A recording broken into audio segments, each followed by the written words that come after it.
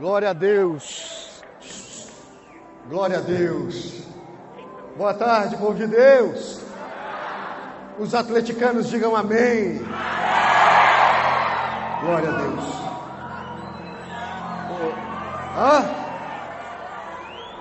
Os americanos digam aleluia. Vida que segue. Vamos lá. Tem que falar? Os palmeirenses e os cruzeirenses.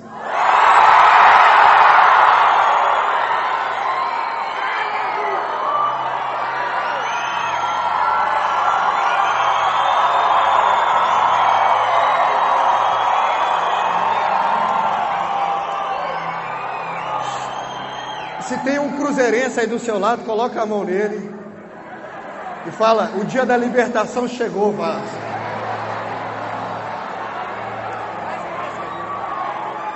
Você vai cair. Ah, não, já caiu. Gente, vamos lá. Antes de trazer a palavra, o pastor Aldo está aqui. Pastor Aldo?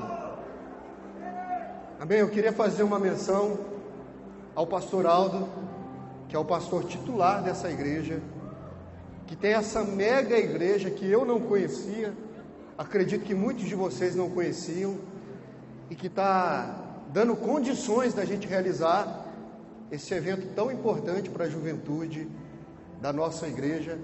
Então eu não sei onde que ele está. Cadê? Ele está aqui? Não? Está lá em cima? Mas vamos dar uma salva de palmas para a vida dele?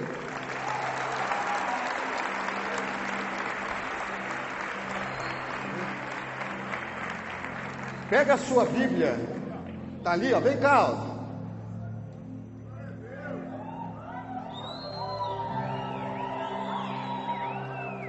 Pastor Aldo é superintendente, homem bem sucedido.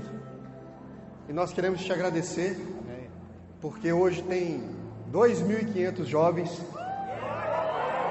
que vão receber a palavra de Deus, e o instrumento, a igreja que serviu de instrumento é a sua igreja. Amém. Então estenda a mão para ele e repita comigo assim: nós profetizamos que mesmo não tendo evento, os seus olhos verão uma igreja cheia assim. Essa é a nossa oração, em nome de Jesus. Amém. Deus te abençoe. Obrigado. Abra a sua Bíblia comigo. Quem trouxe Bíblia, diga glória a Deus. Quem não trouxe Bíblia, diga misericórdia. Ué, o que você está fazendo aqui? Você achou que ia ter stand-up aqui? É culto, meu irmão. João 6. João 6.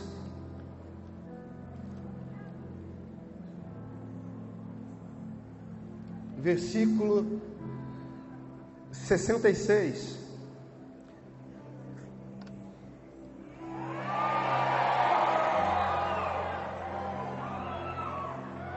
O que aconteceu? Achei que tinha aparecido minha foto ali. Vamos lá, João 6,66. Desde então, muitos dos seus discípulos foram para trás e já não queriam andar com ele. Então disse Jesus aos 12: e vocês, não querem ir também? Respondeu, pois, Simão Pedro: Senhor, para quem iremos nós? Só tu tens palavras de vida eterna. E nós temos crido que tu és o Cristo, o Filho de Deus. Olha para mim aqui, ó. Para os ateus ele nunca existiu. Para os muçulmanos ele é o maior dos profetas. Para os espíritas ele é um ser evoluído. Para os católicos ele é aquele que está pendurado no madeiro. Para os judeus ele é o filho de uma prostituta. Mas para João Batista ele é o Cordeiro de Deus, que veio tirar o pecado do mundo. Amém. Agora, pode aplaudir.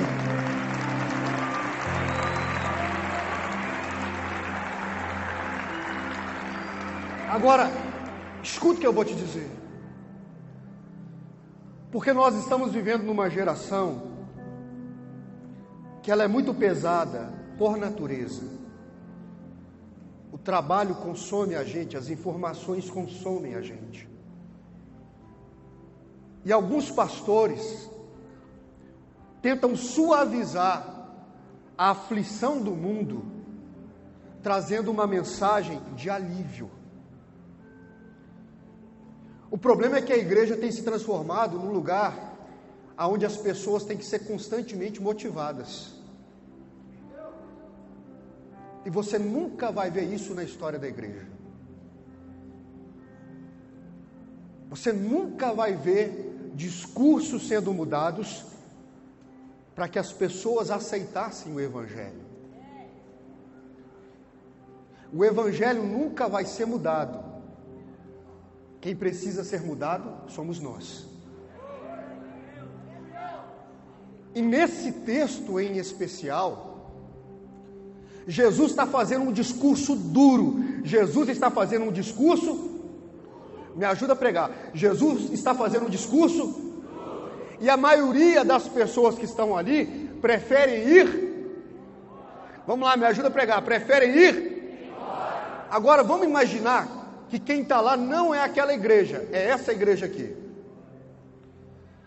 E Jesus começaria um discurso assim: vocês jovens que têm Instagram,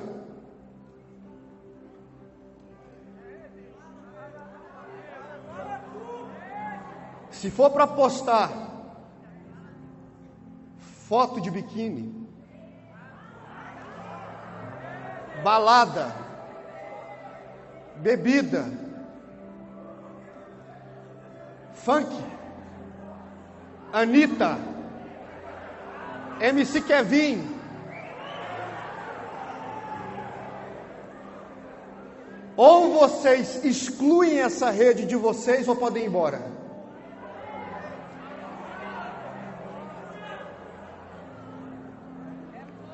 Mas o discurso ia ficar mais duro. Vocês jovens, vocês ouviram o que está escrito na palavra de Deus, que a comunhão entre luz e as trevas, então todos que estiverem namorando pessoas que não são da igreja, terminem hoje.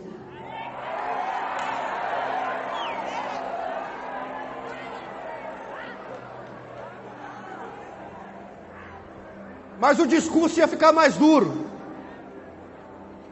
Vocês que estão na escola, mas se comportam como mundanos,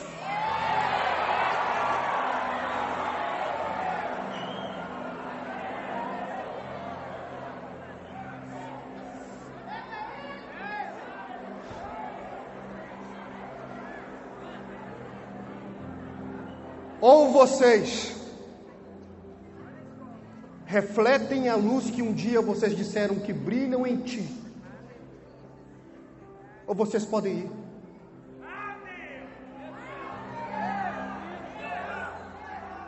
A pergunta que eu faço, depois desse discurso, quantos de vocês iriam querer continuar nesse lugar?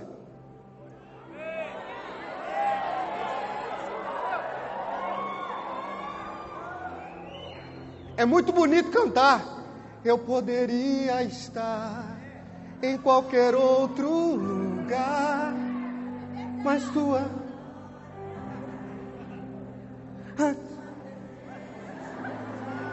Cutuca a pessoa que está do seu lado e fala assim: você está enganando quem?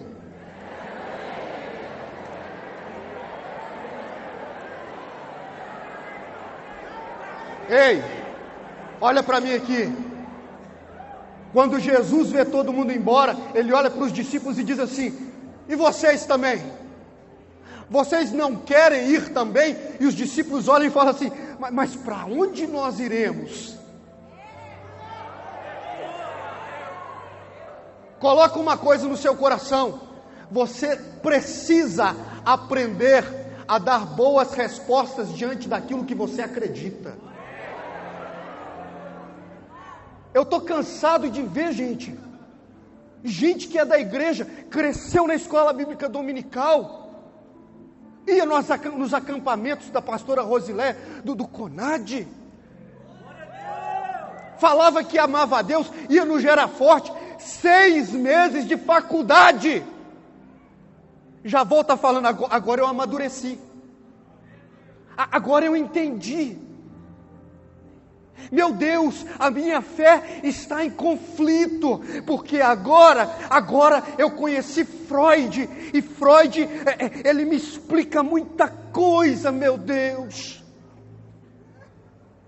Você que está aqui, que faz psicologia, Freud foi um homem excepcional, que tentou entender a alma do ser humano. Só que a Bíblia fala que a palavra de Deus, ela é cortante, tão poderosa, que divide alma e espírito. Aonde Freud nunca colocou os pés, a igreja é chamada a conhecer. Você precisa colocar uma coisa no seu coração. Às vezes você fica aí, eu conheci agora um filósofo chamado Nietzsche, eu conheci agora um filósofo chamado Karl Marx, eles mudaram o século XIX, e eu vou dizer para você, e Jesus mudou a história da humanidade, é antes de Cristo, é depois de Cristo.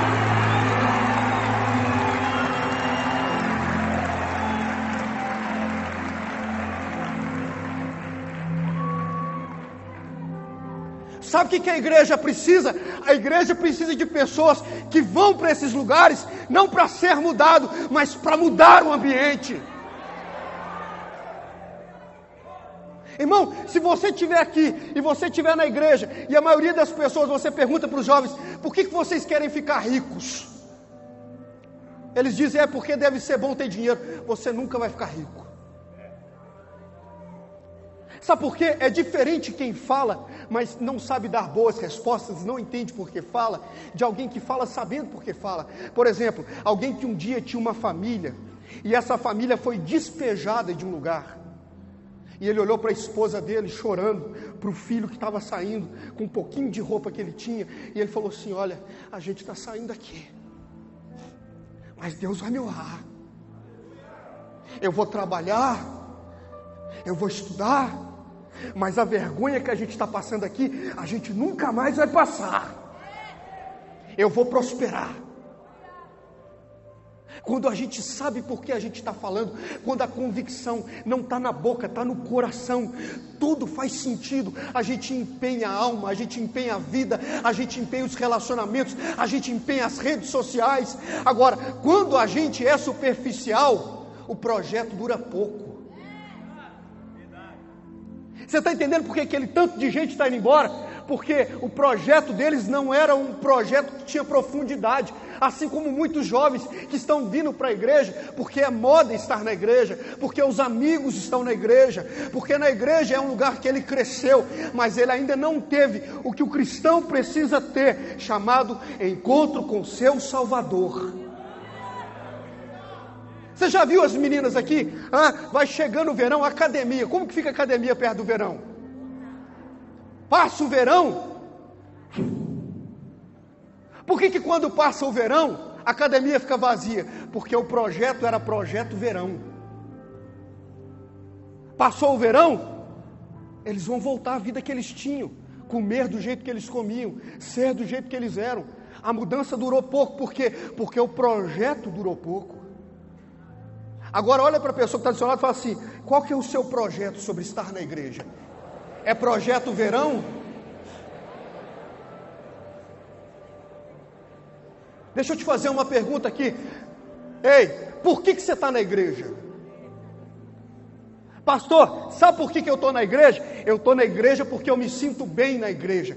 Se o seu motivo, se a sua motivação de estar na igreja é porque ela te faz bem, eu vou te falar, o shopping te faz bem, aniversário te faz bem, namorar te faz bem, conquistar a faculdade te faz bem. Agora, se você fala, o pardal encontrou casa, a andorinha encontrou ninho para si, mas eu me encontrei nos teus altares.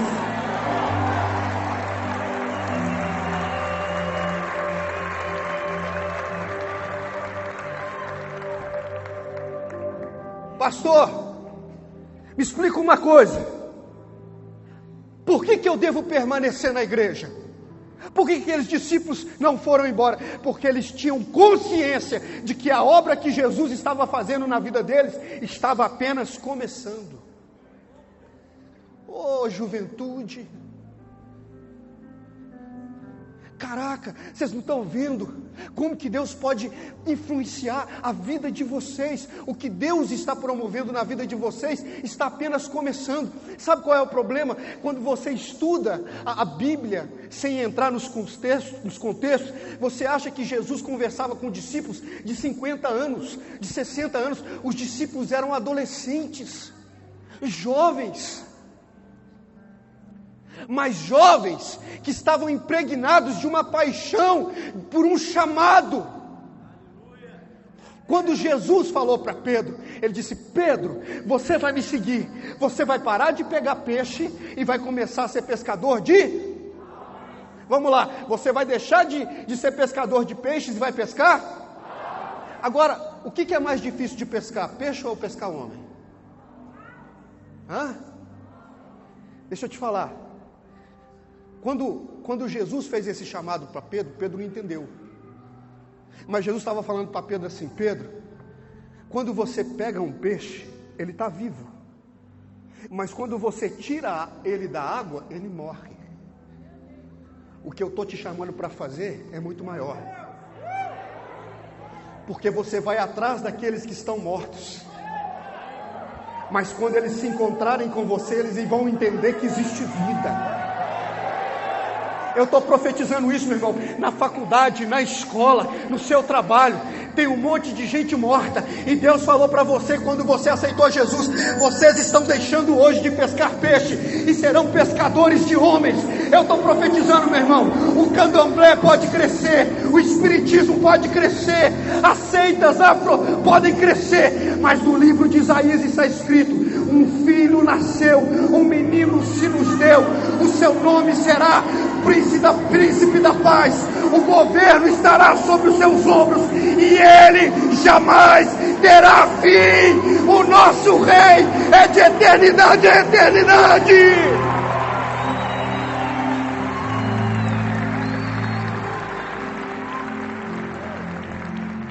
Agora, qual que é o problema dessa juventude? O problema da juventude é não entender o que foi chamada para ser. Diga comigo assim: eu sou a resposta. Qual que é a expectativa que você tem quando você vem para esse lugar chamado igreja? Não, na verdade, por que você entrou aqui? Olha, me fala qual é a sua expectativa com relação a esse lugar. Eu vou te falar quanto tempo você vai ficar nele. Pastor, eu vim para esse lugar porque eu terminei um namoro e me disseram que nesse lugar eu vou encontrar aquilo que eu não encontrei no mundo. Então, quando você arrumar um namorado aqui, você vai embora. Pastor, eu entrei nesse lugar porque eu estou quebrado. Então, quando você prosperar, você vai embora. Pastor, eu entrei nesse lugar porque eu estou doente. Então, quando você for curado, você vai embora. Agora, quando você descobre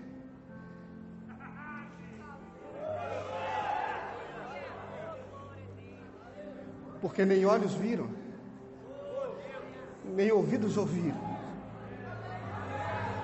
não penetrou no coração do homem aquilo que Deus tem reservado para aqueles que amam e andam segundo o seu propósito. Quem anda segundo os propósitos de Deus vai viver o que o pai e que a mãe não viveu, vai experimentar o que o pai e a mãe não experimentou. Eu estou profetizando, você vai chegar nos lugares que a sua família não chegou, os seus pés serão pés de excelência. Aonde os seus pais fracassaram, Deus vai te colocar para dizer que a glória da segunda geração será maior do que a glória da primeira. Tem alguém aí para dar glória a Deus?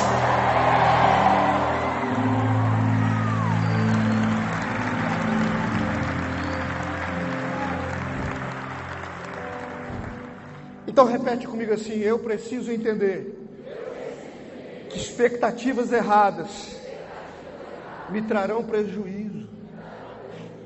Irmãos, sabe qual que era o problema de Judas? O problema de Judas entre todos os discípulos é que ele foi um dos únicos que não entendeu o que Jesus veio fazer. Ele queria que Jesus libertasse Israel. Quando Jesus fala, o meu reino não é desse mundo, o Judas se frustra. E quando Judas se frustra, Judas fala, por que eu devo segui-lo? Não foi isso que eu entendi, não foi isso que eu pensei, não foi isso que eu achei que seria andar com Jesus, viver com Jesus. Então a gente tem que ter cuidado, porque muitas das coisas que o nosso coração pede, Deus não tem compromisso em nos dar. Diga aleluia. Olha para mim aqui.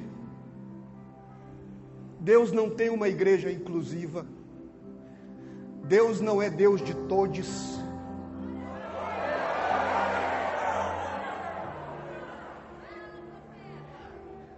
Deus não é Deus que aceita homem com homem, mulher com mulher. Ah, pastor, peraí, o senhor está falando isso? Mas no livro de Levíticos é contexto cultural, ali é culto. Ah, pastor, porque no livro de Romanos, segundo a exegese, segundo o grego, então tá, queridão. Em Gênesis, quando o próprio Deus fala, deixará, pois, o homem, o seu pai e a sua mãe, e unir-se-á à sua mulher. E aí, meu irmão, quem que está falando isso aqui? É Deus? Então, se é Deus, que você se cale, porque você tem opinião. O nosso Deus tem palavra.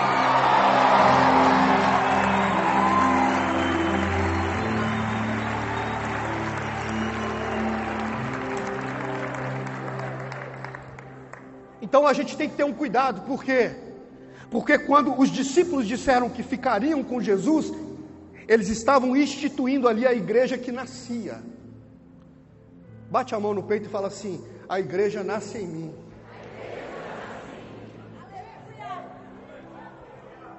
Pastor, cheguei na faculdade, quem chegou? A igreja do Evangelho Quadrangular. Vão falar o que eles quiserem aqui, vão falar de pronome neutro, vão falar de ideologia de gênero, vão falar disso, vão falar daquilo, e você? Eu sou luz, eu sou sal, eu sou o que a Bíblia diz que eu sou. Então, a partir do momento que eu entendo o projeto de Deus, eu começo a entender que eu sou igreja. E a partir do momento que eu entendo que eu sou igreja, eu entendo a responsabilidade que eu carrego. Irmão, por que as outras religiões estão crescendo tanto? E a nossa está tão estagnada? Porque antigamente, os cristãos morriam por Cristo. Antigamente, os cristãos jejuavam. Os cristãos oravam, os cristãos amavam, os cristãos morriam. Se tirar o seu celular, você morre, mas se tirar um culto de igreja, você não chora.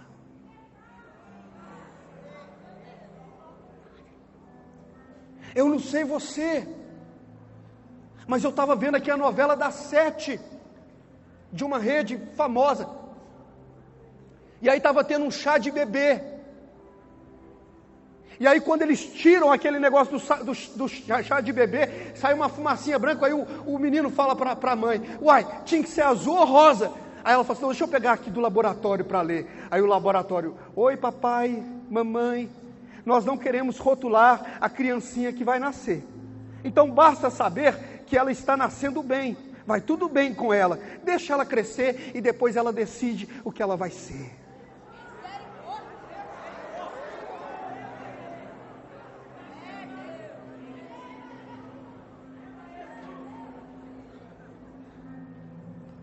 Sabe o que você tinha que fazer? Chorar.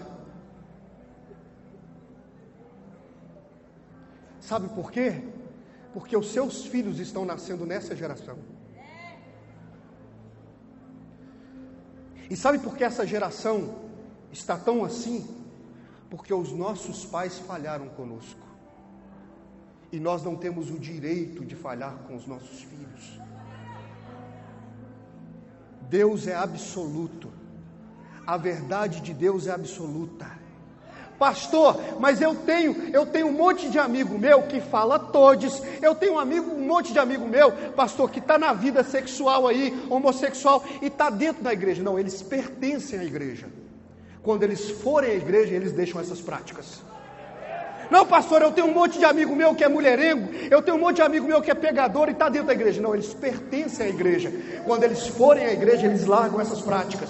Não, pastor, mas eu tenho um monte de amigo meu que gosta de balada, que gosta de fumar um beckzinho, que de vez em quando aí, faz umas coisinhas. Não. Eles pertencem à igreja. O dia que eles forem à igreja, eles vão entender que a igreja é santa, sacerdócio santo, povo eleito, raça diferenciada, separada para honrar o nome de Deus nessa terra.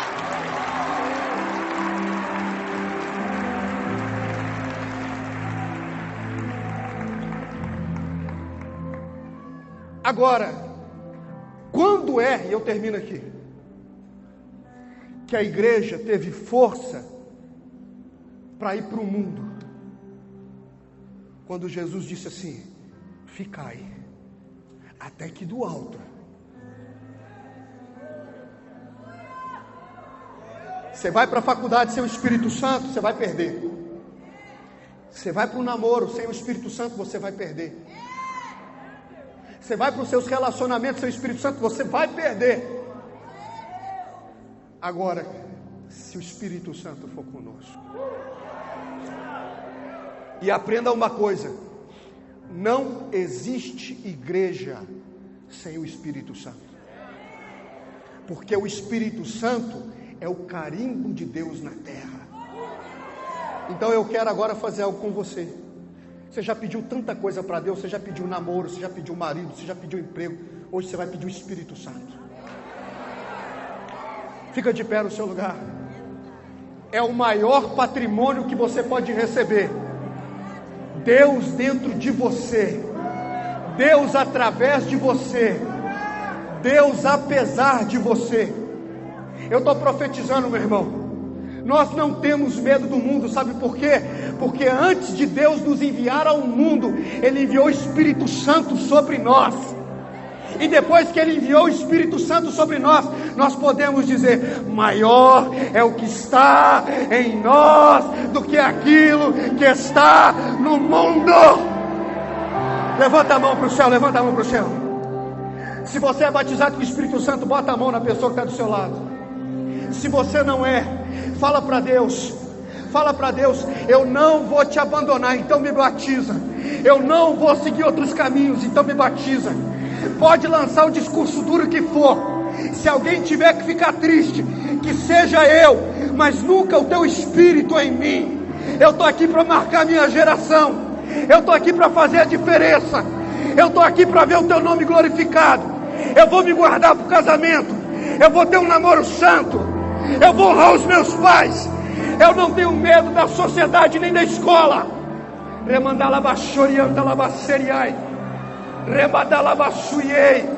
Recebe poder. Recebe poder.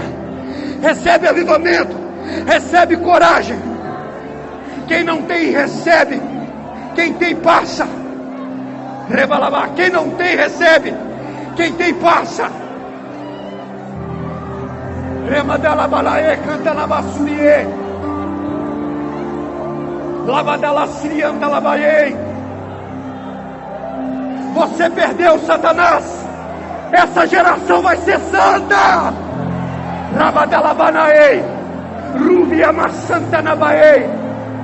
E contra a igreja que está aqui, as portas do inferno não prevalecerão. Rebadala balachei. Ruvia semandanai. Eu profetizo santidade. Espírito de prostituição sai da vida dele. Espírito de masturbação, sai da vida dele. Espírito de homossexualidade, sai da vida dele. Espírito de medo, sai da vida dele. Rebalabassuri canta na mabaei. Jesus disse: eu vos envio como ovelhas em meio a lobos. Rabadalabassai. Vai, meu irmão, vai sem medo, vai sem medo. Você é ovelha, mas o pastor está contigo. Rabadalabassai. Rebadalabassuri amavai. Arabassirianta na mabaei. Eu rejeito na tua vida toda a influência do mundo. Você não é todes, você é todo de Deus.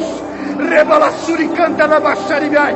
Você não é bissexual, você não é homossexual, você é heterossexual, imagem e semelhança do teu Pai Criador. Rebalassuri canta na babaei. Rúzia machai. Eu profetizo, você vai ter filho, você vai ter filha, você vai dar nome ao seu filho, você vai dar nome à sua filha. Rabassarabadaei.